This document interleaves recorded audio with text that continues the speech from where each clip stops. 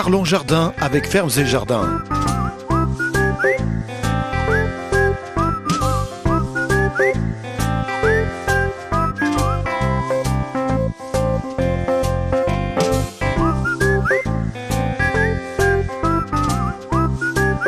Bienvenue dans votre émission Parlons Jardin.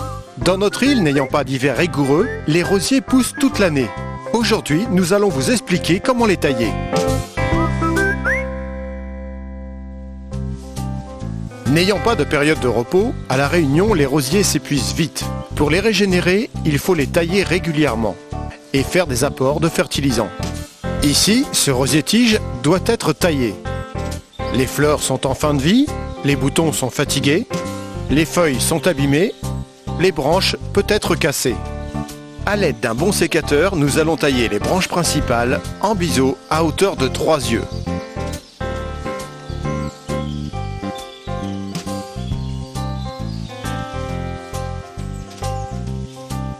Cette technique est très importante, cela permet de redonner de la force à la plante, de supprimer les branches frêles et d'avoir de jolies tiges pour confectionner de magnifiques bouquets.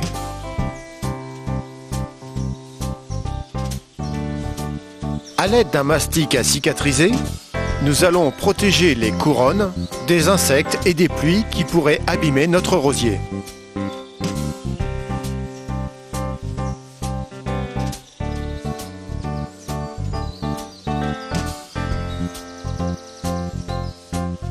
Après la taille du rosier-tige, voyons comment tailler le rosier buisson.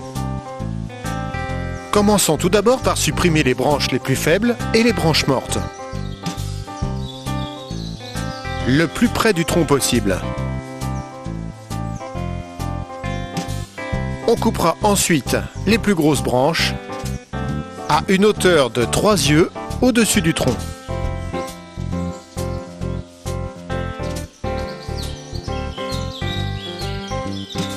Bien évidemment, comme pour notre rosier-tige tout à l'heure, il faudra protéger les couronnes de notre rosier buisson avec du mastic à cicatriser.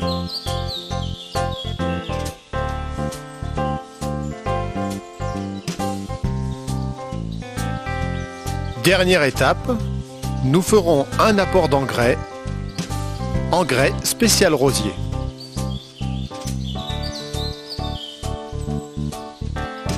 Pour les rosiers en pleine terre, la méthode de taille restera exactement la même. Pour résumer, il est important de tailler les rosiers après chaque floraison.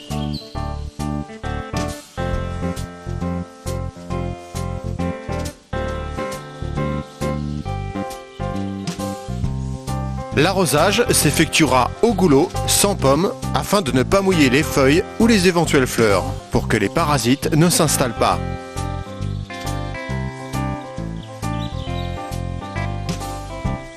Et voilà, la taille de rosier est terminée.